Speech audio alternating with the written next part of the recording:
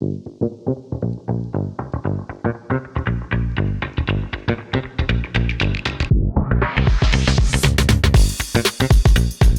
au Polysécure épisode spécial. Je suis heureux d'avoir été invité à Umaco. Je vais laisser Isabelle présenter, puis ensuite je vais vous demander de vous présenter individuellement. Qu'est-ce que vous avez présenté aujourd'hui et votre profil. Donc Umaco, c'est un projet qu'on a monté avec des doctorants dans le cadre de la structure fédérative de recherche, puisque c'est un espace en fait où on est plusieurs laboratoires de différentes disciplines et on s'est rendu compte qu'on travaillait tous, que plusieurs d'entre nous travaillaient sur la thématique du numérique et de l'utilisation des outils numériques.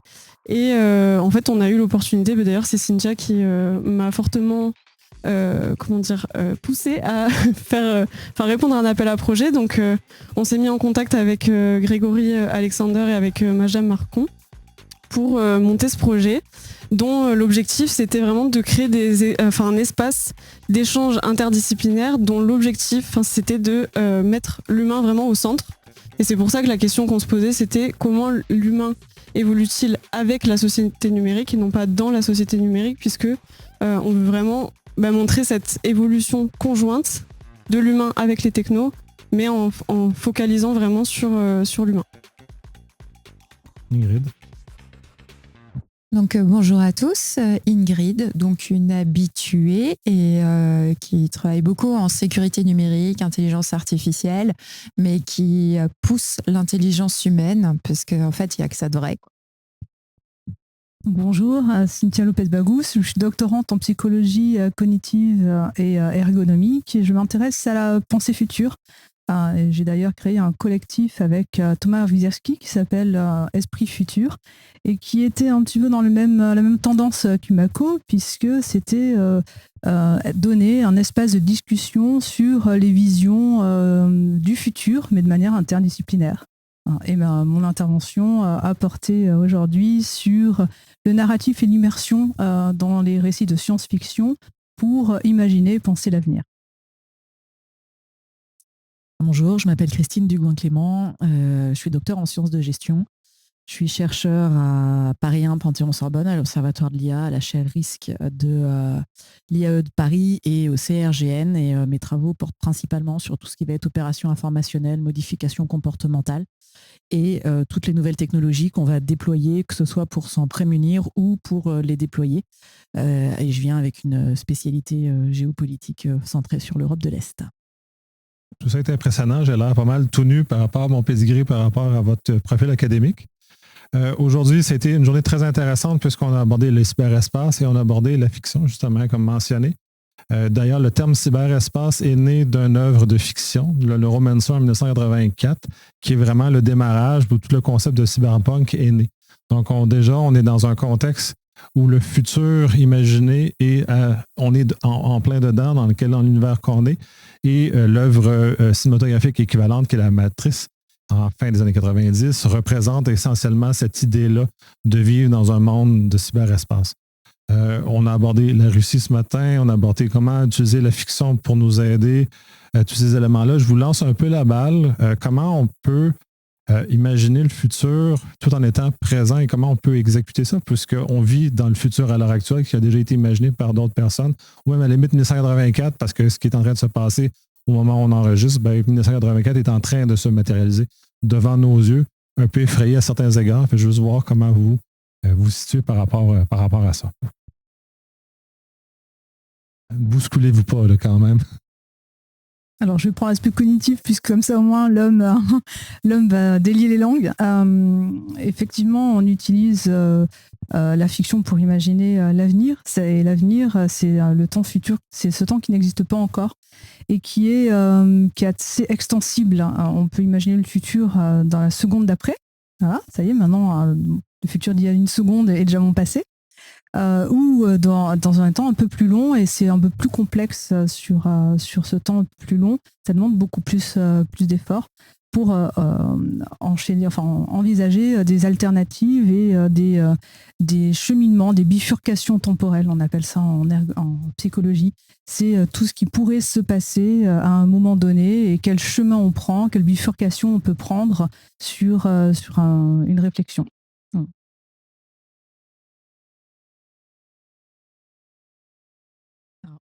Pour notre part, un des points de ce que l'on va faire, c'est que déjà, on va essayer de regarder ce que l'on a sur les éléments passés, récents ou proches, puisque ce que je viens de vous dire, ça fait déjà partie du passé à la fin de ma phrase. Mais on va essayer de repartir de ces éléments-là pour avoir une probabilité de comportement d'acteur. Et ça, c'est quelque chose qui sera peu ou prou compliqué à faire. Alors, donc, la géopolitique, notamment, ça va servir à ça et on va être par nature transdisciplinaire. Et derrière, quand on va essayer de concevoir notamment des technos ou de la technologie militaire ou des approches qui se veulent dites doctrinaires, on va penser au minimum sur du 30 ou 40 ans en fonction de différents éléments, la probabilité de survenance, la probabilité du risque et voire des risques inattendus de différentes natures. Donc ça, c'est les éléments qu'on va essayer de prendre en compte. Voire, ce qui est assez intéressant, c'est qu'on peut avoir quasiment de la prophétie pas loin d'être autoréalisatrice, puisqu'à partir du moment où on va avoir des textes qui vont être considérés comme étant des documents cadres, quels qu'ils soient, la nature et l'amplitude de leur diffusion va participer à dessiner, en tout cas, une ligne de tension, ce qui rend moins imprévisible cette bifurcation temporelle, puisqu'on va par là faire un système de crafting, de tailoring, de ce que l'on va donner, que ce soit en termes de direction, de recherche ou ce type d'approche-là. Il y a un exemple qui est assez amusant comme ça, on en parlait tout à l'heure un petit peu entre nous, c'est si on regarde quelque chose qui était de la science-fiction certes ancienne, à savoir Frankenstein, aujourd'hui ça s'appelle de la greffe, ni plus ni moins. À partir de quel moment finalement des éléments qui sont soit de la science-fiction avec une probabilité et une tension, quelle est votre finalité au cas particulier? C'est dépasser la mort. Effectivement, quand on va greffer, on va soit dépasser la mort, soit arriver à, et qu'est-ce que l'on a dans les bassins culturels qui permettent de le faire. Donc c'est pour ça que la science-fiction est intéressante, mais elle ne naît pas de nulle part. Et c'est ce qui est intéressant, c'est que de la science-fiction, par exemple, ou autre, va dépendre de son bassin culturel. Si on a des gros lecteurs de science-fiction, c'est toujours très intéressant de regarder des auteurs qui n'ont pas une influence, par exemple, très nord-américaine, ou qui vont avoir une approche différenciée, de voir quels sont les points d'intérêt, quelles sont les lectures et quels sont tout ce que l'on pourra lire en subliminal, que ce soit d'un point de vue organisationnel, social ou conceptuel. À partir de là, puis Ingrid a fait la mention tantôt au niveau de l'analyse de risque, puis ces éléments-là vont venir s'insérer dans l'analyse de risque. Comment on est capable de reprendre tout ça puis de faire matérialiser l'analyse de risque et voir dans un contexte d'anticipation légale, parce que le droit européen, à bien des égards, essaie d'être à l'avant-garde, mais en aucun cas, ce statut n'est anticipatoire par rapport à ce qu'on peut voir dans la fiction, dans ce genre de choses-là, où on pourrait avoir comme... Je vais voir j'aime bien... J'ai chatouillé, vas-y. C'est-à-dire que le droit va déjà être en réponse à des choses et à des risques qui ont été déjà identifiés. C'est-à-dire que pour réguler, puisque le rôle du droit, c'est de réguler une société et les interactions entre acteurs, il faut savoir que les technologies sont conçues par des humains et utilisées par des humains ou fonctionnent à proximité d'humains. Donc, à un moment donné, elles auront un effet sur l'humain. Et donc, la question va se poser, c'est s'il y a un effet sur l'humain et que ça cause du tort à l'humain, comment je répare? C'est le flou, quoi. Comment je répare tout ça? Et donc, en fait, le droit va être plutôt a posteriori et va pas être trop basé sur la science-fiction, puisqu'il doit se baser sur des faits, puisqu'il doit répondre à une évolution sociétale. Et en fait, on est en train de vivre non seulement une évolution sociétale, mais une transformation sociétale. Et pour moi, l'intérêt aussi de travailler avec la science-fiction et tout ce qui est fiction, c'est qu'il faut libérer la parole. Parce que si je veux un droit qui soit bien construit, si je veux des pratiques, si je veux des technologies qui conviennent à des enjeux sociétaux, donc des technologies avec utilisateurs tant qu'à faire, parce que sinon le business model va vite s'effondrer. Business, ça pilote beaucoup de choses, l'argent quand même. Et donc, à un moment donné, c'est de se poser les questions, de libérer la parole. La fiction peut permettre d'aborder différents enjeux qu'on s'interdit quand on est dans le quotidien, dans la pratique, parce que finalement, on va pas forcément aller sur la peur, parce qu'il y a des scénarios de fiction qui vont aller cultiver les peurs et la catastrophe. Mais bon, en même temps, en imaginant la catastrophe, je prépare des réponses pour pouvoir prévenir la catastrophe et gérer le risque. Mais il y a aussi le comment. Aborder le comment j'imaginerais, comment je ferais, comment ça n'existe pas encore, mais finalement, donc j'interroge. Et ça permet aussi de s'interroger sur l'acceptabilité de certaines choses, de certaines pratiques. Et c'est plutôt sain. Et heureusement qu'on a des personnes qui sont en capacité de pouvoir faire des narratifs qui nous aident à nous projeter, parce que c'est pas forcément évident pour tout le monde de visualiser un futur. C'est pas forcément évident pour tout le monde d'imaginer une pratique, un besoin. Qu'est-ce qui pourrait être mieux que ce qu'on me propose? Parce que je suis tellement aussi dans le flux informationnel qui va me dire que ça, c'est top du top, magique, marketing, paillettes, new age et compagnie. Enfin, jusqu'où, parce qu'il y a un côté déraisonnable des fois dans certaines pratiques. Mais là aussi, je trouve que c'est déraisonnable, ça c'est personnel, qu'en pense la société. Où est la limite? Donc, à un moment donné, je pense être bien intentionnée, mais d'autres pensent que je suis mal intentionnée. Donc, à un moment donné, quelle est la malveillance et à quel moment je franchis les barrières et les frontières de l'acceptable? Et donc, la fiction permet de pouvoir se projeter dans des situations beaucoup plus facilement que des fois en tant qu'individu.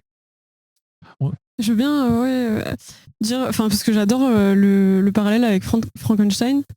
J'aimerais dire que j'adorerais croire que 1984 se passerait comme Frankenstein et qu'on aurait un impact positif finalement de ce que cet homme nous a proposé. Malheureusement aujourd'hui, je crois que c'est pas trop dans cette intention-là qu'on va.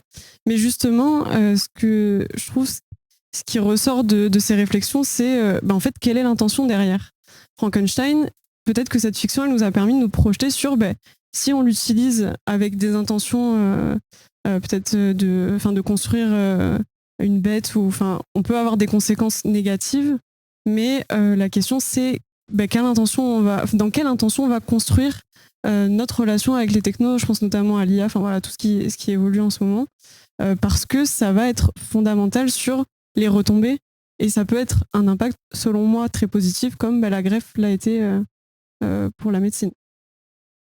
C'est effectivement amené ailleurs, mais en même temps, puis là, je rebondis sur, parce que j'aime ça rebondir, mais je rebondis croche, fait que ça va. Ouais, mais en général, c'est toujours sur moi. Ça va bien, oui, mais c'est parce que l'aspect légal est fort intéressant, puis c'est parce que ça ramène des conversations que j'ai eues en aparté sur le fait qu'on est en train de transformer la notion légale tranquillement. Il existe à des endroits maintenant que les corps inanimés, dont les lacs, ont une existence légale. On parle de l'intelligence artificielle, puis vous êtes un peu tout là-dedans aussi, un peu l'intelligence artificielle va devenir dans un élément éventuel, et à quel point on va être capable de dire que l'intelligence artificielle a une intention, et comment on va arriver à légiférer ou à regarder ça, ce genre de choses-là. Allez. Alors rebondis à ta place. Non, je ne rebondis plus, je n'ai plus l'âge, mes rotules ne le permettent pas. Il suffit. Alors, il y a quand même un gros piège et un gros miroir aux alouettes pour moi là-dedans. À l'instant où l'on parle, quand on va parler d'une IA, on est sur des systèmes algorithmiques mathématiques. On va avoir des IA qui fonctionnent par un principe de renforcement. C'est-à-dire que ce que vous allez avoir est la réaction de l'IA, et notamment quand on va parler de LLM, il préfère quand vous êtes poli, il est stressé. Non, vous avez un système de miroir par rapport à la réaction que vous allez impacter et qui est demandée. Donc ce n'est pas finalement ce que vous voyez, ce n'est pas le stress de l'IA, c'est le potentiel stress que la société va avoir sur cet élément-là qui a été récupéré dans la production que vous aurez au niveau de votre IA. Une IA et un LLM notamment, alors on verra ce que ça donne pour d'autres choses, et on pourrait parler des systèmes en black box où on a différentes approches, mais à l'instant T, au moment où le texte se crée, il n'y a pas d'idée de la finalité du texte. Il n'y a pas d'intention de la finalité du texte. Donc arriver à dire qu'on a cette espèce de forme d'anthropisation, c'est très sympa, j'aime beaucoup. Mais à un moment, il ne faut pas non plus avoir ce décalage-là qui peut être éminemment piégeux. On est sur un principe, par contre, qui va faire un miroir, et un miroir à ce qui sera fréquentiellement le plus récurrent. Donc, on est dans cette approche-là. Pourquoi est-ce qu'elle va préférer que vous soyez poli ? Déjà parce qu'il y a un codage qui fait qu'elle n'a pas le droit de vous expliquer en termes fleuris la réponse que je pourrais faire, par exemple, quand on me fait griller des sardines avant 7h du matin le dimanche, par exemple. Donc ça, on ne l'aura pas. Déjà, vous avez des systèmes de gate, puisqu'il y a des cadres avec tout ce qui va être hate speech, etc. Donc, on ne va pas l'employer. Et de deux, sur les bases de données que vous allez avoir, en règle générale, on aura quelque chose qui sera peu ou prou policé, plus la limitation.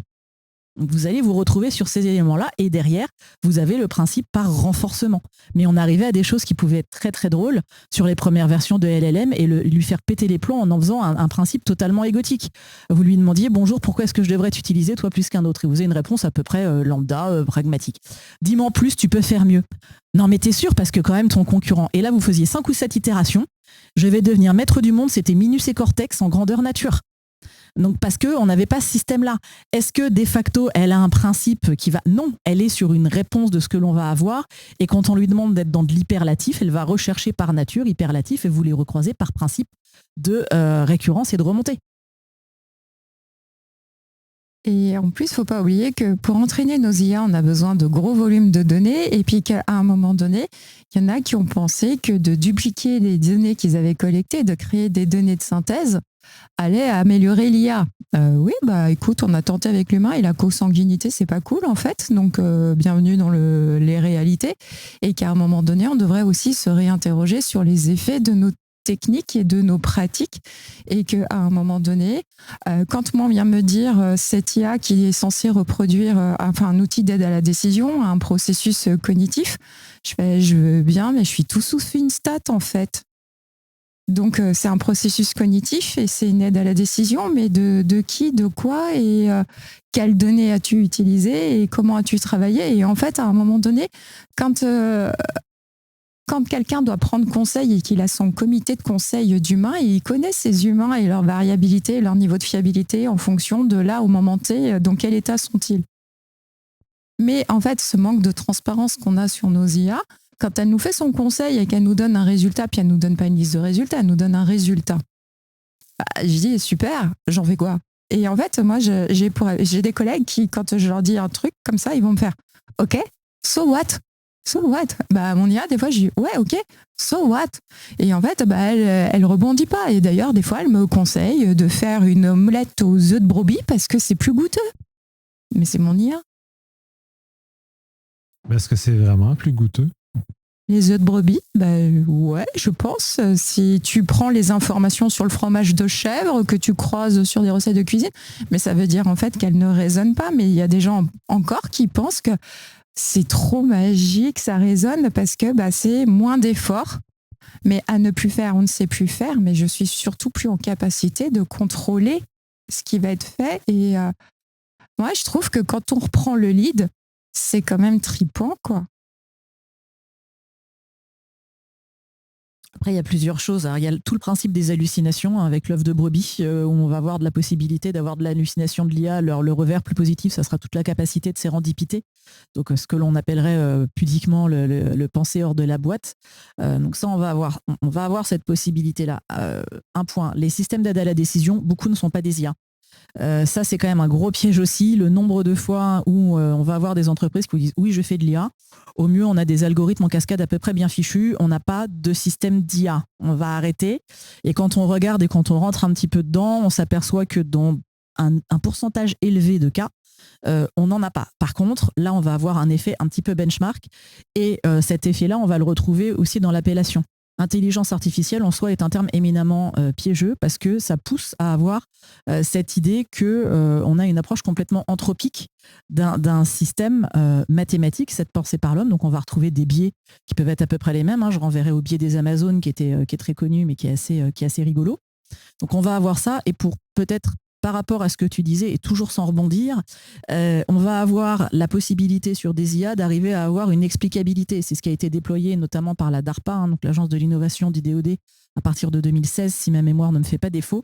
C'est d'arriver à avoir des systèmes qui puissent être compréhensibles et avec un niveau de transparence et d'explicabilité pour un non-sachant, alors post-hoc, notamment en T ou autre, avec différentes approches. Cette idée étant là. Et ce que l'on a quand même sur des modèles pour essayer d'aller limiter, alors au-delà de la transparence, mais pour éviter, pour avoir une approche qui soit plus ontologique et plus efficace, c'est de la concaténation de différents modèles où on va aller pluguer différents designs d'IA les uns par rapport aux autres et où on va croiser entre différentes bases de données, y compris des bases de données qui seront maîtrisées en termes de fiabilité, qui pourront quasiment faire un principe de métrique et sur d'autres. Donc en croisant différentes bases de données dont certaines seront ouvertes, d'autres seront maîtrisées et donc fermées, plus des systèmes avec différents niveaux de couches de design où on va passer sur du classique qui connaît moins du KNN et derrière on va passer sur du SVM. Potentiellement derrière on va mettre une couche de bayésien ou plusieurs et là on arrive à avoir une relative limitation ou en tout cas une approche qui serait potentiellement plus globale. Encore une fois, ça dépend de ce que vous allez demander et de ce qu'elle va produire. Là où ça devient intéressant, c'est quand on va être sur des modèles de neurones profonds et où on peut avoir un auto-apprentissage qui techniquement sera un petit peu plus performant, mais où l'explicabilité sera en règle générale post-hoc, et là parfois un peu plus délicate. Ça m'amène à une question. Est-ce que du coup c'est différentes, si je comprends bien, configurations des IA? Est-ce qu'elles dépendent de l'usage? Est-ce que c'est des IA du coup qui sont spécifiques à un usage et que du coup on adapte la façon de les construire en fonction de ça? Il vaut mieux que l'IA soit adaptée à l'usage parce que effectivement, beaucoup d'IA sont plutôt des algorithmes, mais c'est moins bankable de dire que c'est un algorithme. Et là aussi, il y a des questions de représentation, c'est-à-dire que est-ce que l'outil qui sera le plus désiré par l'utilisateur, c'est celui qui va s'appeler intelligence artificielle ou est-ce que c'est celui qui va s'appeler algorithme? Donc là aussi, on retourne sur des représentations sociales des technologies par manque de compétences de ceux qui doivent acheter, de consommateurs. Et donc là aussi, d'où la volonté de régulation, de transparence et de dire, parce que la réglementation est très claire, elle dit qu'à partir du moment où on va travailler avec des systèmes d'IA, sachant qu'en droit, que ce soit algorithme ou intelligence artificielle, on ne distingue pas, c'est-à-dire que c'est algorithme et intelligence artificielle, c'est qu'il faut que les personnes, les acteurs sur tout le cycle de vie du produit qui devront prendre des décisions par rapport au produit. Donc en fait, tous les acteurs de la chaîne de valeur de l'IA doivent maîtriser le fonctionnement de l'IA pour avoir en fait ce côté de décision éclairée, c'est-à-dire d'usage en conscience et de décision en conscience des effets que vont produire en fait l'IA dont on parle, l'algorithme dont on parle. Et en tout cas, il n'y a pas de solution universelle. C'est la solution adaptée à un besoin. Clarifie ton besoin et je te dirai quel est le modèle, quel type de données. Enfin, c'est du sur-mesure, en fait, qui serait après, autrement. À chaque fois, on dit je vais faire des configurations pour personnaliser l'algorithme pour qu'il puisse m'apporter le résultat qui me convient. Mais il y a des types d'IA, il n'y a pas une IA. Et Bon, de toute façon, les gens sont déjà mélangés avec les IA génératives, ils mélangent le LLM ou peu importe comment on veut le nommer. Ou l'IA générale aussi, le AIG, tous ces éléments-là viennent créer énormément de confusion dans la tête des gens. Et un des éléments importants, puis je le reprends un peu, mais de façon un peu différemment, l'IA ne réfléchit pas, n'a aucune capacité, ce n'est que des chiffres qui circulent. Et ça a été testé dans le texte, puis tout le monde, ça c'est très, très drôle qu'il n'est pas capable de compter le nombre de R dans Strawberry. C'est très simple, il ne sera jamais capable de compter le nombre de R parce qu'il ne voit jamais le mot Strawberry. Il voit juste les tokens qu'il reçoit, qui sont des chiffres, et basés sur un réseau neuronal, les chiffres vont émaner à quelque chose de l'autre côté. Et c'est là, et c'est un des énormes dangers, puis on le voit, les gens se font éblouir par l'impression qu'il y a de l'intelligence. Il n'y en a pas. Et là, c'est d'autant plus un grand danger social. Puis on l'a vu avec DeepSeek qui, au début de cette année, où on nous a mis dans les mains de la population générale un IA réflectif, qu'on pense, qui réfléchit. Et c'est épeurant quand on le voit aller parce que ça renforce l'idée dans la tête des gens que c'est intelligent quand dans les faits, il ne fait que remâcher, un peu comme tu mentionnais, plusieurs IA ensemble qui font juste se remâcher pour avoir un résultat et non une vraie réflexion au sens humain comment on la vit. Ce qui est assez rigolo, c'est que si on retourne un petit peu dans l'histoire de l'IA et sur ce qui devait être le Global Problem Solver, à la base c'était ça, le GPS, c'est pour ça qui n'était pas l'idée. Et le principe de base, c'était d'avoir un système informatique basé sur des mathématiques qui puisse résoudre absolument n'importe quel problème. Je veux dire, l'un quand on regarde les GoFi, donc les Good Old Fashioned AI, on avait tout ce principe-là. Et puis, ce qui est assez intéressant, c'est qu'on voit qu'on a des développements qui ont suivi différentes approches. Donc après, on est allé regarder sur la psycho et la cognition, comment est-ce que fonctionnait la prise de décision, comment est-ce qu'on pouvait le voir. On est arrivé sur les machines à émotion type Minsky. Donc, on est arrivé tout ce principe-là. Et derrière, on a eu aussi les influences de la robotique avec toute l'approche des VRA, etc. Donc, en fait, on voit bien qu'on essaye de reproduire un système qui est complexe et qu'on va essayer de trouver différentes approches en partant de quoi ? De ce qu'on connaît, ou du moins ce qu'on croit connaître, vu que ne serait-ce que le mécanisme de fonctionnement des cognitions humaines, on le voit dans nos différents spectres de recherche, est encore un objet de surprise. Et on a encore quelques années, peut-être pas de financement, mais au moins de recherche devant nous, ce qui est déjà ça. Donc on peut avoir tout ce système-là, et ça c'est assez intéressant parce que de quoi on va partir ? De ce que l'on a, et on va essayer de le transposer de cette façon-là. Et c'est dans cette approche-là que c'était pensé, le principe de l'IA. Et après, on a regardé sur une approche plus mathématique, plus mécaniste, plus humaine, plus cognitiviste, plus psychologique. Donc, on a eu différentes écoles, comme ça, les écoles de Palo Alto, notamment, qui ont été hyper importantes dans la conceptualisation de ce qu'on allait demander avec les problèmes d'IA, avec les problèmes de boucle, le fait qu'on n'ait pas de marche arrière. Donc, on a toute cette approche-là. Donc, c'est un champ qui est absolument passionnant, mais sur lequel, alors je sais que le fantasme, c'est un truc sympa et qui reste encore gratuit, mais il faut peut-être un petit peu limiter la capacité des choses et en tout cas garder à l'esprit que tous ne seront pas bons à être réalisés. Tu peux rire dans le micro et rebondir, puisque tu as peut-être des rotules de meilleure qualité. Sur les fantasmes ? Non. Reprenons le volet plus design thinking, un peu comme ce que tu mentionnais. Comment l'AI à ce moment-là, puis je change complètement de track, comment peut venir aider les équipes, parce qu'il y a eu beaucoup de questions, beaucoup d'interrogations sur comment on est capable de dépasser nos biais, dans le fond, dans ces éléments-là, pour sortir de la réflexion et d'amener à de l'innovation, mais comment le AI peut être outil d'innovation pour justement, et de fiction aussi à certains égards, mais comment peut-il nous aider dans ce chemin-là? Alors, c'est une question très intéressante. Effectivement, donc dans l'approche de la méthode du design thinking, donc qui est en 5 ou 7 étapes, tout dépend de la méthode sur laquelle on va s'appuyer. Il y a les deux premiers aspects qui sont assez intéressants, c'est cet aspect d'empathie et cet aspect d'idéation que l'on peut retrouver aussi dans le design fiction, sur cet aspect de situation vivacariante, comme j'ai pu l'expliquer. Et l'IA vient un petit peu alors perturber, ça a toujours une connotation un petit peu néfaste, mais en tout cas vient modifier ces deux phases, dans le sens où au début, quand on faisait de l'empathie sur quelque chose qu'on connaissait, c'est-à-dire des personas, ou sur un utilisateur probable. Aujourd'hui, on va essayer d'envisager d'autres personnages, des personnages fictifs, commence à arriver sur pas mal de disciplines. Et sur la partie idéation, c'est un peu le mécanisme du design fiction. On va se retrouver à décontextualiser notre connaissance. On peut demander à l'IA de générer cette partie de brainstorming pour cette pensée divergente sur un problème. Et on va se retrouver avec des solutions qu'on n'aurait pas envisagées parce que tout simplement, on n'était pas conceptuellement sur cette ligne-là. Par exemple, si je vous demande d'imaginer les vacances, certains vont avoir l'image d'une plage, d'autres d'une montagne, d'autres d'une forêt, ou d'autres tout simplement de leur appart. Ça va dépendre de notre schéma qu'on va engager, c'est-à-dire on va, sur un problème, mettre en avant une connaissance. L'IA, elle, va nous proposer quelque chose de totalement différent, ou de plus précis, ou quelque chose qu'on n'aurait pas envisagé. et elle va venir un petit peu dynamiser, en tout cas modifier cette idéation.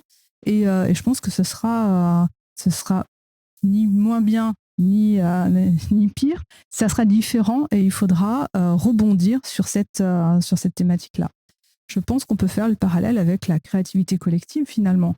Si là on reprend l'exemple des vacances, chacun donnait son idée, s'il y en a deux d'entre nous, parmi nous, qui évoquent la plage, on va très certainement partir sur la plage. Donc on va faire ce choix-là et je pense que l'IA nous fait des propositions qu'on est à même ou pas de suivre. On a quand même encore cet aspect humain, comme disait Ingrid, de réflexion sur ce qui nous est proposé. Peut-être à quelques allées après. Le premier, c'est que si je vous donne deux choix et que je vous explique qu'ils ont été produits par une capacité de calcul et d'analyse qui supervise la vôtre, en règle générale, très peu de gens, et ça, il y a des recherches là-dessus, vont aller chercher une autre option, c'est-à-dire que vous avez un choix qui est fermé et qu'on va très rarement en sortir. Ce que vous disiez sur l'idéation, c'est ni plus ni moins que la capacité de sérendipité que j'évoquais préalablement et qui va avoir sa limite en fonction de la base de données que vous avez. C'est-à-dire que si j'injecte uniquement des photos de plage que je vais retrouver sur le principe, eh bien vous allez vous retrouver sur zéro créativité, mais au contraire un lissage et un effet plateau qui sera particulièrement intéressant. Donc tout dépend de comment est-ce qu'on va la mettre en place, comment est-ce qu'on va le mettre en œuvre et la capacité que l'on aura à ne pas être forcément conformiste, mais à en tout cas ne pas s'interdire d'avoir une option alternative, même si celle-ci est vendue comme étant la plus raisonnable, la plus objectivée, potentiellement optimisée. Donc c'est là où, encore une fois, il faut avoir cette connaissance-là. Je suis désolée, mais quand Waze vous propose 2 itinéraires, il y en a combien qui choisissent un 3e qui n'est pas sur la plage ?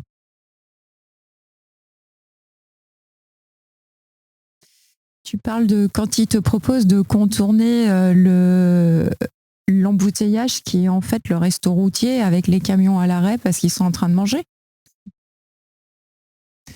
C'est pour ça que c'est très intéressant de savoir et de prendre conscience en fait de comment fonctionnent les technologies et de recroiser les informations. C'est-à-dire qu'il y a ce que dit la techno, mais à un moment donné, quand on connaît un trajet et quand on sait aussi comment sont paramétrées les technologies, tu parlais de Waze, mais quand on parle de Waze, du GPS et tout, il ne faut pas oublier aussi que ces outils-là qui doivent nous aider nous coupent aussi de l'environnement.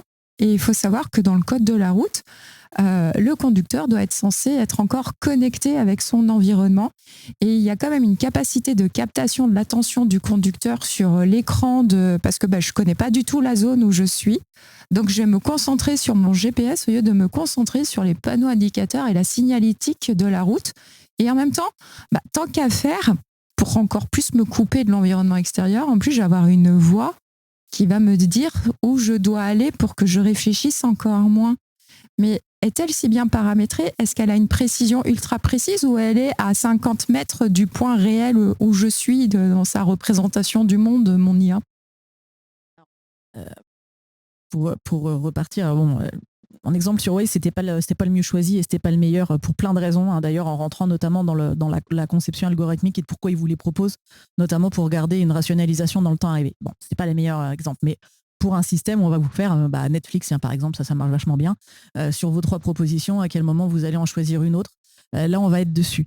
Un des intérêts, ça peut être aussi de mettre en opposition des systèmes qui aient des designs qui soient différents et qui, de facto, n'arrivent pas forcément à la même proposition. Donc ça peut être une des options qu'on peut retrouver. Et par rapport à comment l'humain va interagir, moi je renverrai à deux cadres théoriques. On est des académiques, il faut bien le faire un peu de temps en temps. Mais il y a tout ce qui va être les principes du path dependency, donc la dépendance au sentier et comment est-ce qu'on va fonctionner, et les théories de l'enactment, où on va avoir une perception de l'environnement qui est induite notamment par la technologie. Là, je coupe un peu dans les courbes et dans les virages. Mais on a ces cadres-là qui font dans quelle mesure est-ce que la technologie, l'usage de la technologie et ce que l'on va produire par la technologie va impacter sur la perception que l'on aura de l'environnement et donc sur sa construction à venir. Oui, et d'ailleurs, on était avec Isabelle au WISG, au colloque sécurité globale du SGDSN et de l'ANR la semaine dernière. Et c'était assez drôle de voir certains chercheurs en cybersécurité, plutôt branche informatique, dans les domaines d'expertise, qui nous expliquait à quel point par rapport à Netflix ou par rapport à Google et toutes ces choses-là, de temps en temps prenaient le temps de faire de la désinformation à leur échelle pour garder cette liberté de choix dans les propositions que font les technologies pour éviter de tomber sur du renforcement de leurs préférences et pouvoir avoir un effet de surprise de propositions qui auraient été quelque chose de divergent par rapport à leurs habitudes. Et voilà, ils s'astreignaient quand même de temps en temps à venir casser le paramétrage et la captation de leurs habitudes et de leurs véritables préférences dans des comportements où ils forçaient à aller sur d'autres choses pour que finalement la technologie n'identifie pas quelles étaient leurs réelles préférences. Il y a ça, puis là, les exemples de Netflix et de Way sont assez intéressants aussi, puis Google à certains égards. Comment on peut savoir que ces modèles-là ne sont pas faits, ne sont pas biaisés d'avance pour nous mener vers ça, parce que c'est quand même des compagnies commerciales qui sont là pour faire de l'argent, sont là pour survivre, pour aller plus longtemps. Donc, comment on peut arriver, soit par un cadre légal, soit par peu importe la façon d'assurer l'ultime neutralité, qu'il n'y a pas un biais. Puis là, c'était ce matin, il était mentionné que certains IA peuvent déjà voir la propagande russe à l'intérieur de celle-ci se propager. Fait qu'on a déjà le problème de la propagande qui vient polluer. Ça, en plus, on a les intérêts commerciaux de différents.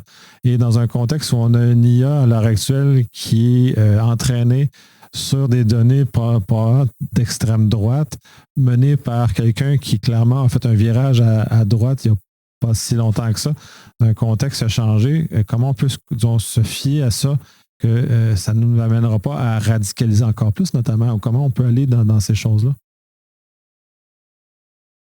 Là, je vous ai fait mal au cerveau, je pense.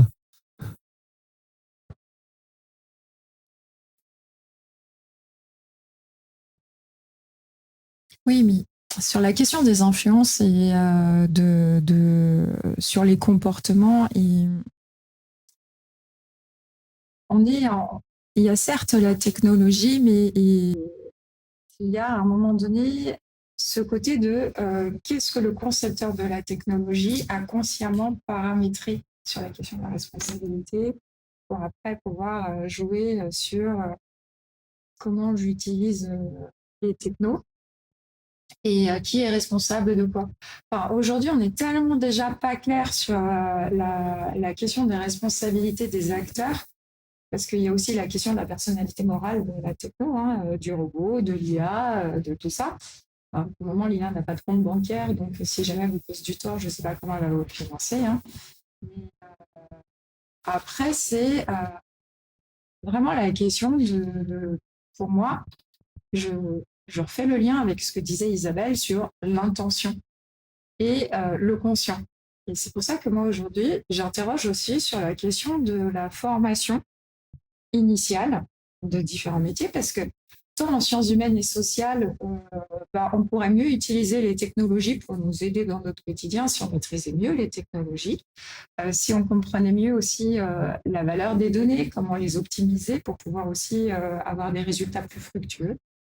Donc les questions de données, voilà. En même temps, on pourrait respecter les droits des uns et des autres beaucoup plus facilement si on savait vraiment comment sont gérées la gestion des données et le droit de la donnée. Après, il y a aussi les sciences de l'ingénieur. Je pense qu'eux, ils comprennent bien le fonctionnement de la technologie, mais ils comprennent encore beaucoup moins le fonctionnement de la société et le fonctionnement de l'humain. Donc, ils n'ont pas conscience des conséquences de leur paramétrage. Et je pense que c'est ça le plus effrayant, en fait. C'est ne pas avoir conscience de ce que je fais et des effets de ce que je suis en train de produire. Et donc, en fait, pour moi, c'est plutôt maintenant, puisqu'on a une évolution sociétale, on a une société qui se numérise, comment, en fait, si je dois catégoriser les études, les sciences humaines et sociales d'un côté et les sciences de l'ingénieur, c'est comment, en fait, là aussi, il y a une petite fusion qui serait de la culture générale et comment, en fait, il y a un peu plus de sciences de l'ingénieur en sciences humaines et sociales et un peu plus de sciences humaines et sociales en sciences de l'ingénieur. Et je pense que déjà, on résoudrait quelques problèmes de satisfaction de besoins, d'expression de besoins, parce que déjà, l'utilisateur saurait exprimer un besoin pour qu'un ingénieur sache l'exploiter. parce que des fois, en fait, pour l'ingénieur, c'est évident, pour l'utilisateur, c'est évident, mais les gars, vous pourriez partager vos évidences, parce que là, en fait, personne n'a formulé les choses. On n'est pas allé très loin, effectivement, d'un problème, puis je vais aller un peu plus loin, puis je ne sais pas si vous êtes capable de répondre, mais au niveau du problème d'anthropomorphisme qu'on a, l'AI est quand même très présent. Sur ChatGPT, tous ces éléments-là qui viennent influencer l'individu, comment l'AI revient vers nous pour nous brusquer. Il y a eu des cas de suicide qui ont été liés à ce genre de choses-là. Comment on peut voir cette espèce de projection qu'on a par rapport à ça? Ou, je ne sais pas à quel point vous êtes. C'est un peu aux axes de recherche, vous les jeunes.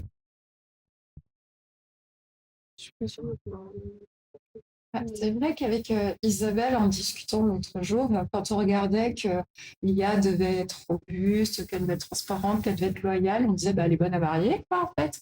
Elle est super, c'est l'homme parfait sur le papier. Mais finalement, non. Parce qu'en fait, on nous vend quelque chose qui est tout beau et en fait, on nie et on ne dit pas transparence sur les défauts. Sauf que le charme est aussi dans les défauts. Et parce qu'en fait, c'est ma grand-mère qui me disait, tu sais que tu es amoureuse quand tu as conscience des défauts de l'autre et que tu restes avec. Je pense que je suis satisfaite de mon IA quand j'ai conscience de ses qualités et de ses défauts et que je l'utilise toujours. Alors là-dessus, c'est vrai que on parle beaucoup d'IA générale et même, je trouve qu'avec les IA génératives, aujourd'hui, on a tendance à avoir plutôt, une majorité, je pense, de personnes qui utilisent l'IA vont se focaliser sur un outil et l'utiliser pour tout faire. Parce qu'on a l'impression qu'il peut tout faire. Et en fait, je pense que l'approche, du coup, sur les usages et avoir une IA qui soit spécialisée en fonction de ce dont j'ai besoin, c'est beaucoup plus pertinent parce que ça va éviter ce genre d'écueil où on va avoir des réponses qui ne correspondent pas à ce qu'on recherche. Et je pense que c'est beaucoup plus difficile d'avoir conscience de l'intégralité du fonctionnement d'une IA et du coup d'adapter notre façon d'échanger avec elle pour avoir les résultats qu'on souhaite que d'avoir un modèle d'IA qui est spécifique à ce dont j'ai besoin et qui du coup va potentiellement dans sa conception m'accompagner sur la façon dont je veux qu'elle me réponde et de la façon dont je dois m'adresser à elle. Est-ce que je dois lui poser une question? Est-ce que je dois formuler une phrase? Là, je parle des IA génératives puisque c'est ce que je connais, le reste, c'est pas trop mon domaine.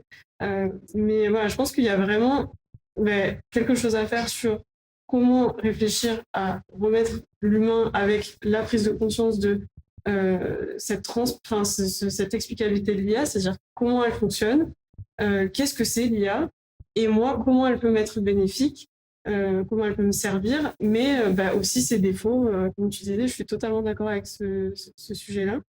Et du coup, d'être sur une approche beaucoup plus centrée sur les usages et quelque chose de plus spécifique. Que là, un délire un peu qui part dans tous les sens. Et il ne faut pas oublier aussi que des fois, quand on demande aux utilisateurs et qu'on leur fait bien exprimer le besoin et qu'on travaille bien le besoin, on se rend compte aussi que toutes les surspécifications qu'on a mises n'étaient pas utiles parce qu'elles ne correspondent pas aux besoins. C'est du plus.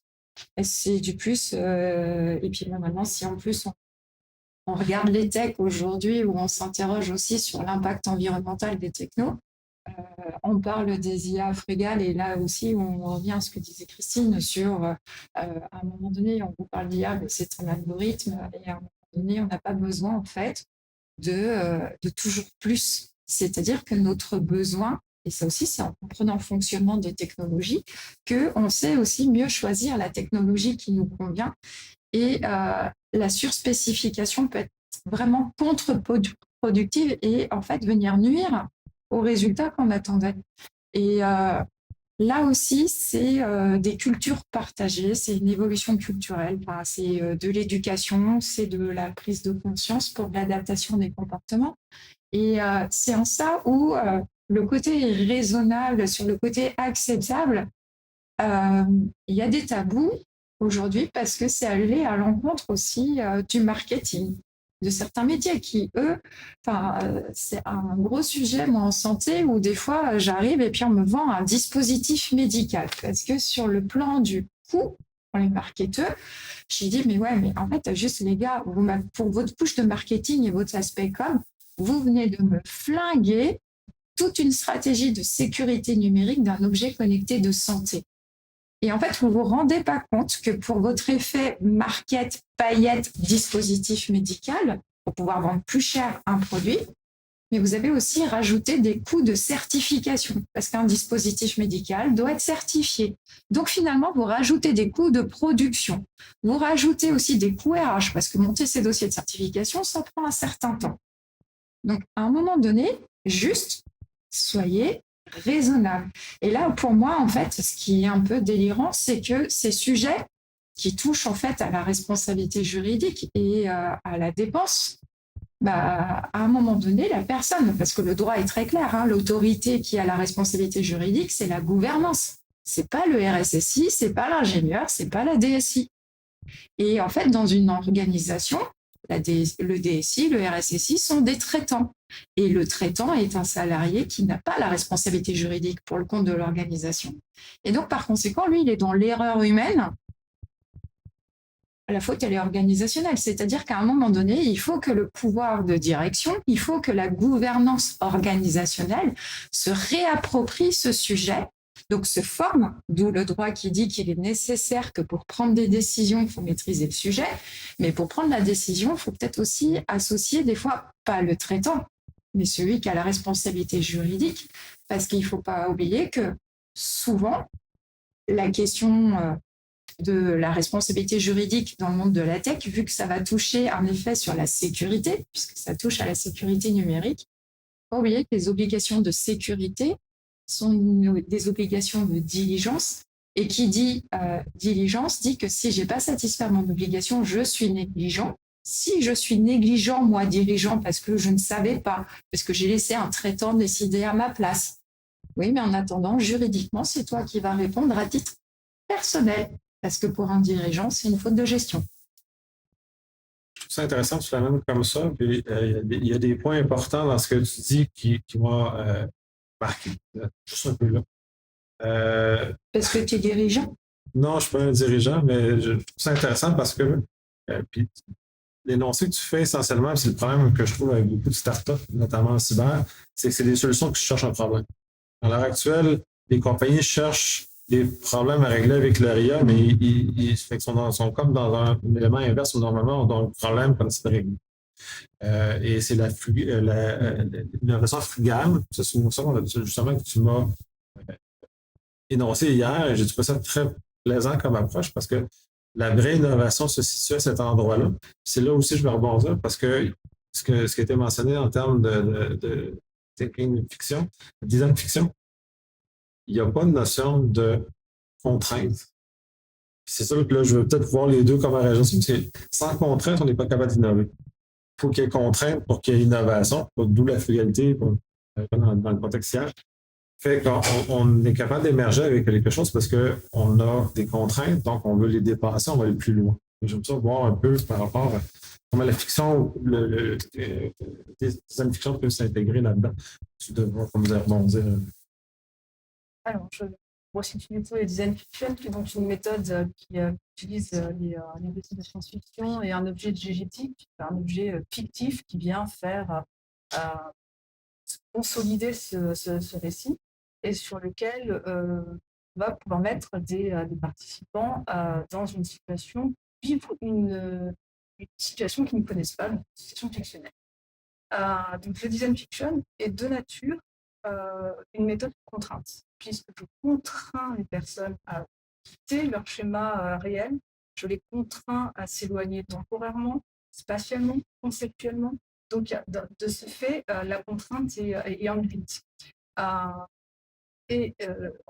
psychologie, on a des travaux, dont les travaux de Nathalie Bonardel, qui portent sur ces contraintes induites et les contraintes construites.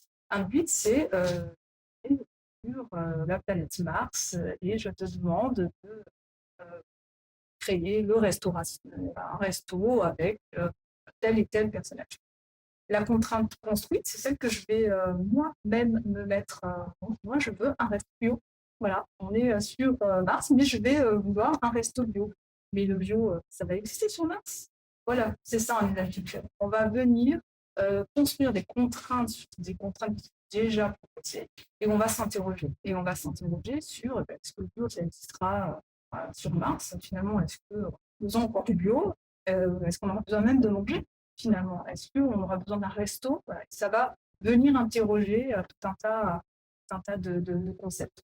De ce fait, la contrainte y est, elle a induite dans l'exercice. Bah, exactement, parce que la contrainte existe dans la méthode, mais elle est perçue de manière positive, comme l'erreur en sûreté, dans la maîtrise des situations à risque, la maîtrise des risques en situation dynamique, l'erreur est vue comme une expérience qui permet d'améliorer la pratique. Et Drift transforme aussi une perception de contrainte de cyber en opportunité, en fait, à créer la confiance et donc à faciliter les usages et à développer les usages. Et c'est un truc tout con, hein, mais en fait, de changer la posture et le regard sur le sujet, c'est-à-dire que de ne pas suivre le flux et la masse et de ne pas être le mouton de la pensée dominante et de dire, bah, ce concept, contrainte, erreur, risque cyber, finalement, c'est une opportunité de m'améliorer. C'est une opportunité de grandir. Et bien déjà, d'un seul coup, quand les gens perçoivent et prennent la mécanique, elle est enclenchée, ben en fait, on a un effet. Puis alors, surtout vu la conjoncture en ce moment, là, c'est un effet euphorisant. Et sur les dernières interventions de Drift qu'on a pu faire en public, quand on présentait le projet et le programme, les gens repartaient reboostés. Ils nous disaient que ça a été une bouffée d'oxygène.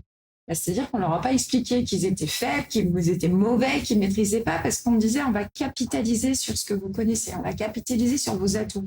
Vous êtes les premiers à me dire que j'ai un atout. Vous êtes le premier à me dire que je maîtrise. Mais en fait, on a surtout capté leur attention et ils nous ont écoutés. Et quand on a apporté le message, parce qu'il ne faut pas oublier que dans le risque numérique et en SecNum, à un moment donné, la réponse n'est pas entièrement technique, hein, elle est aussi humaine. La fiabilité humaine, c'est quelque chose. Ce n'est pas un sujet à contourner parce qu'il ne faut pas oublier que l'humain est aussi un détecteur d'incidents, un détecteur de risques, et qu'à un moment donné, lui, comme il est vachement plus adaptable que la techno et que toutes vos IA de détection de risque et de toutes vos procédures techniques que vous aurez mis en place, en fait, à un moment donné, pour compléter vos procédures techniques que vous aurez mis en place, qui ne sont pas parfaites, puisqu'on vous dira que le risque zéro n'existe pas, ces mesures techniques doivent être complétées par des mesures humaines, par des mesures organisationnelles, et c'est là qu'on arrivera à un risque résiduel minime. C'est en jouant plusieurs cartes. C'est pas en étant sur juste, voilà, je fais un focus et je veux que ça et que ce sera mon unique solution. Ben non, parce que alors là, c'est du pain béni pour quelqu'un de malveillant. Parce qu'il va pouvoir passer par toutes les autres portes. Notamment, puis ce qui est intéressant dans ce que tu dis, c'est la transformation qu'il va falloir qu'on change. Donc, changer le paradigme à l'heure actuelle, c'est qu'on est très. Les technologies vont venir sauver tout. C'est l'humain qui va venir sauver tout. Oui. Et c'est à ce moment-là, c'est intéressant. Mais comment on est capable de rebasculer? L'humain seul, aujourd'hui, vu l'évolution de la société, ça va être complexe. Et les technologies sont aussi là pour lui faciliter. Donc, à un moment donné, c'est vraiment cette interaction humain et système qu'il faut travailler parce que c'est cette complémentarité qu'il faut jouer. Pourquoi se priver de l'avantage et de ce que peut nous apporter une technologie? Parce qu'il faut pas, elles sont pas méchantes. Moi, je vois ce qu'elles produisent en santé et il y a des évolutions et merci, Dieu merci, elles sont là. C'est qu'aujourd'hui, il y a des gens qui sont soignés qui ne l'auraient jamais été par le passé. Donc, à un moment donné, il ne faut pas refuser la technologie. Il ne faut pas stopper. D'ailleurs, c'est là aussi où le droit, tout le monde pense que le droit interdit. Il dit, attendez, non, il y a aussi des droits et il y a des spécificités d'ailleurs pour le monde de la recherche pour justement continuer à faire avancer le monde de la recherche a plus de liberté que les industriels. Pourquoi? Parce que la recherche, elle n'a pas à des fins d'usage commerciaux et de marketing et compagnie. une entreprise, une organe producteur, en fait, les fournisseurs, les concepteurs de techno, eux, il y a un enjeu commercial. Donc, à un moment donné, il y a aussi le côté de je vais te survendre, faire mon vendeur d'automobile. Alors que le chercheur, lui, de ce côté-là, lui, il doit quand même, c'est autre chose. D'où la liberté un peu plus grande du chercheur. D'où d'ailleurs, j'encourage les entreprises à soutenir la recherche et les chercheurs. Non, mais parce que oui, c'est un peu un drame. Après, ça pose un peu des questions. La distinction intention des entreprises, intention des chercheurs, je pense qu'elle est extrêmement importante. C'est vrai, il y a pas l'aspect financier dans le cas des chercheurs. Et encore aujourd'hui, quand on voit à quel point les chercheurs sont impliqués dans les recherches de financement et qui doivent parfois s'aligner aussi à des entreprises, il y a aussi toute la question. Pour moi, ces débats soulèvent une question éthique fondamentale mais en fait, qu'est-ce qu'on veut faire? Est-ce que notre objectif, c'est vraiment de maintenir une société qui fonctionne aujourd'hui sur le fait de faire du marketing et de vendre des IA très chers pour gagner de l'argent, ou est-ce que c'est de réfléchir et de pousser la recherche, même si elle semble à un moment donné ne pas donner les fruits escomptés, parce que en fait des fois il y a des innovations qui mettent énormément de temps à à apporter des bénéfices à la société, qu'il faut accepter aussi de soutenir des projets qui peuvent sur le moment paraître je vais te dire, c'est le jeu ma pauvre Lucette, parce que je ne vais pas reprocher aux entreprises d'utiliser les outils du marketing, sachant que quand je regarde l'humain, comment il se comporte sur les sites de rencontres, et en fait, il n'y a que des Brad Pitt si on lit les sites de rencontres, et quand on lit les CV, j'ai que des moutons à 5 pattes si je lis les CV. Donc, à un moment donné, voilà. Après, quand on voit les entreprises qui recrutent par des intelligences artificielles, parce que pour aider au tri des candidats, le candidat qui sait lire l'annonce va savoir rédiger son CV pour pouvoir être sélectionné. Celui qui ne sait pas lire, donc en fait, ça montre bien que l'humain est adaptatif et va pouvoir contourner la techno. Donc c'est là aussi où je dis que on ne peut pas se focaliser que sur la techno. D'ailleurs aussi, les SIRH de recrutement, le problème, c'est la détection du mouton à 5 pattes et de ce profil atypique qui, finalement, dans leur regard, aurait été une vraie ressource. Et s'ils sont focalisés que sur des SIRH, ils vont les perdre, ces ressources et ces talents qui iront à la concurrence. Donc, c'est bien pour ça que je dis que c'est la complémentarité qu'il faut jouer, qu'il faut soutenir l'évolution et le soutien à l'évolution des technologies, parce que ce serait dommage de rester sur nos acquis, parce que de toute façon, tant que la techno peut nous aider, mais c'est-à-dire c'est cette coopération équilibrée humain et système qu'il faut trouver. Mais je suis désolée, ça ne se trouve qu'en utilisant. Oui, c'est un peu difficile, puis un peu ce que tu mentionnes, c'est ce qu'on appelle chez l'humain le sixième sens. On espère que la machine puisse un jour imiter le sixième sens humain, notre capacité à prendre une décision avec un nombre limité d'informations où on est contraint dans ces éléments-là. Donc, puis ça, je trouve ça très troublant comme situation, parce que je n'ai pas l'impression que la machine va être un jour capable de nous amener dans cette direction-là. Puis, rebondir un peu, puis qu'est-ce que tu en penses de ça, de cette volonté-là de vouloir refaire l'humain dans la machine, remplacer l'humain par la machine, comme en industriel. En fait, c'est comme le rêve industriel qui se fait, puis c'est pour ça que je comprends aussi l'angoisse des Européens face à l'intelligence artificielle, parce qu'ils voient comme la révolution industrielle, vous allez remplacer des emplois par des machines. Mais comme les Japonais, eux autres voient comme la capacité, puis j'ai bien aimé cet exemple-là, que les Japonais le perçoivent l'arrivée de la robotique comme étant un soutien, parce qu'eux ont une population vieillissante avec aucune relève. Eux c'est la continuité, fait que c'est pas le même regard que sur la même technologie. Et donc, à quel point on est capable, parce que moi, je pense pas que le AI va remplacer l'humain, je ne penserais pas de mon vivant, mais faites-moi mentir, ça va peut-être arriver. C'est cette capacité-là, c'est ce raisonnement fin-là qu'on développe avec l'expérience aussi. Puis c'est ça aussi, c'est quand on sort, mais, désolé, mais on commence, on n'a pas d'expérience. Il y a des choses qui ne se font qu'avec l'expérience. Quand j'avais 22 ans, j'étais fâché de la vie parce que j'avais la connaissance, pas l'expérience. J'étais un AI un peu fou. Et avec le temps, j'ai acquis l'expérience. Donc, cette intuition-là qui est née ne se fait qu'à travers l'expérience. parce que c'est pas une intuition, c'est une expérience. C'est que tu capitalises sur du vécu. Mais en fait, je dirais que l'humain n'a pas à s'excuser d'être imparfait, mais d'être humain. Comme la technologie n'est pas parfaite, il faut accepter qu'elle soit pas parfaite, il faut arrêter de nous vendre du parfait. Et en fait, c'est là où, pour moi, la technologie peut venir compléter les imperfections de l'humain, parce que l'humain, en plus, il a une imperfection qui est variable en fonction du jour, parce que de l'heure, par rapport à la charge cognitive, par rapport à ce qui se passe et tout. C'est ce qui fait sa richesse, d'ailleurs. Et la technologie, suivant comment elle va être conçue, on va dire qu'elle va pouvoir reproduire. Il y en a qui sont là pour ça, qui reproduisent, qui sont à l'identique toute la journée. Et elle va être, je la mets en route et elle va me reproduire la même chose et elle va avoir le même niveau de fiabilité sur toute la journée. Mais j'en ai d'autres, plus je vais les utiliser, plus je vais rentrer de la donnée nouvelle et plus elles vont devenir foireuses. Donc là aussi. Mais comme quand je fais à un moment donné de la désinformation et de l'influence sur des personnes, plus je vais leur mettre de l'information toxique et plus après leurs croyances et leurs représentations vont être biaisées et ils vont prendre des décisions toutes foireuses. Après, des fois, ils deviennent chefs d'État. Mais... Ouais, si on n'a pas tant de contrôle là-dessus. Ça va boucler sur ces belles paroles. On termine là-dessus. Je vous remercie normalement d'avoir participé au podcast.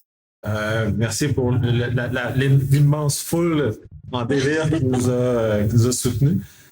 Et encore merci de m'avoir accueilli dans cet événement-là. Merci énormément. C'est un grand plaisir. Merci à toi. C'était pas le but.